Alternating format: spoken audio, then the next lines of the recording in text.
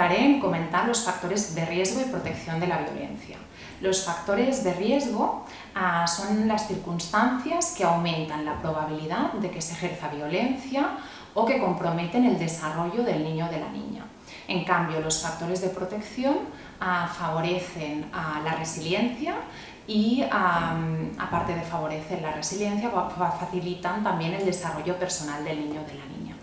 Entonces, la pregunta es, ¿cuándo ocurren las situaciones de violencia hacia la infancia? Las situaciones de violencia aparecen cuando se acumulan los factores de riesgo y desaparecen los factores de protección. Así pues, lo que se ha visto es que habitualmente no hay un único factor de riesgo de violencia, sino que es la acumulación de los factores de riesgo que interactúan entre sí, lo que acaba generando pues, un riesgo en cascada de que se desarrolle una situación de violencia infantil. Hablando de los factores de riesgo y de protección, si nos centramos en los de riesgo, hay distintos tipos de factores de riesgo. Hay factores de riesgo a nivel individual, a nivel familiar, a nivel social y a nivel cultural. Y hoy os queremos hablar un poco, por las características también del curso, de los factores de riesgo a nivel cultural. Hay algunos factores a nivel cultural que influyen en las situaciones de violencia y que son un factor de riesgo. Uno de ellos es el adultocentrismo.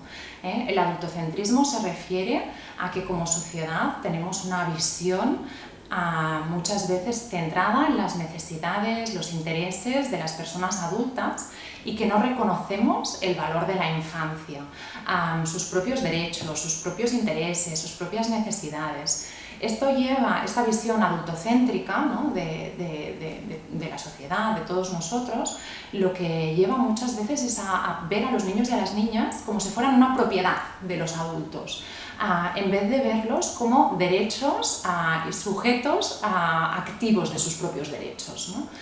Con sus propios intereses, con sus propias necesidades, con sus propios objetivos, en un momento a nivel vital muy importante, ¿no? para el desarrollo.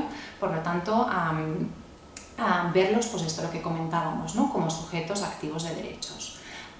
Otro factor de riesgo, aparte del adultocentrismo, otro factor de riesgo de violencia infantil, es también la validación de la violencia como disciplina. Esto lo vemos frecuentemente también en la consulta, familias que explican, que utilizan la violencia física como una forma de educar, o incluso niños, niñas y adolescentes que verbalizan que sus padres les han pegado como una forma correctiva, como una forma de educar.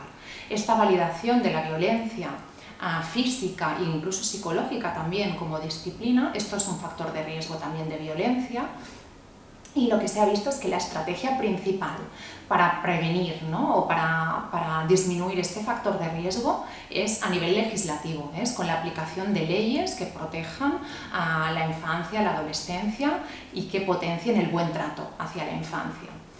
Otro factor de riesgo de violencia a nivel cultural, y este es el último, ¿no? que comentamos, es pues el vivir en una sociedad, ¿no?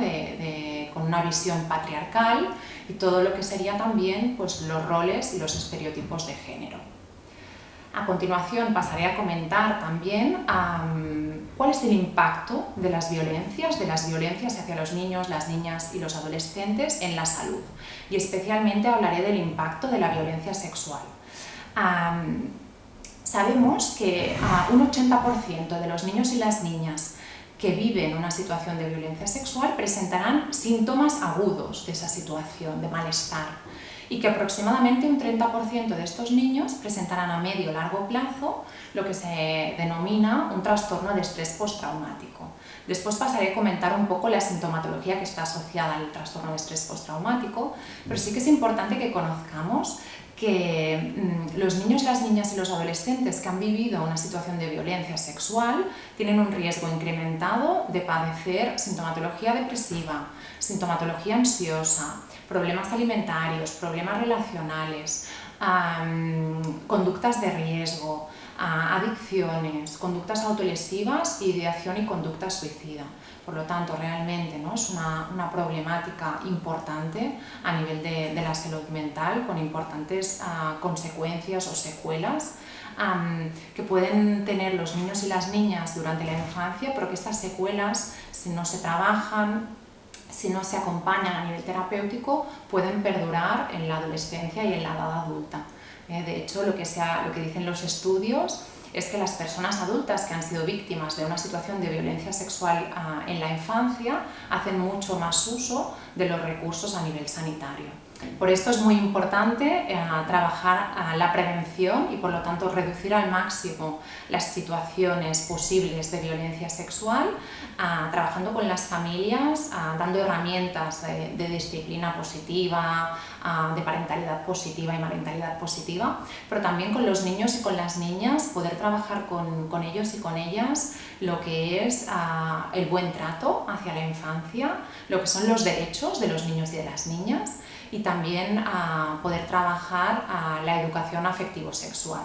Y aparte de trabajar toda esta parte preventiva para reducir el riesgo de estas situaciones, también es importante el poder dar respuesta y poder acompañar a los niños y a las niñas que han vivido una situación de violencia y trabajar para prevenir todas estas secuelas que comentábamos a nivel de la salud mental, que pueden tener un impacto a corto, a medio y a largo plazo, incluso en la vida adulta.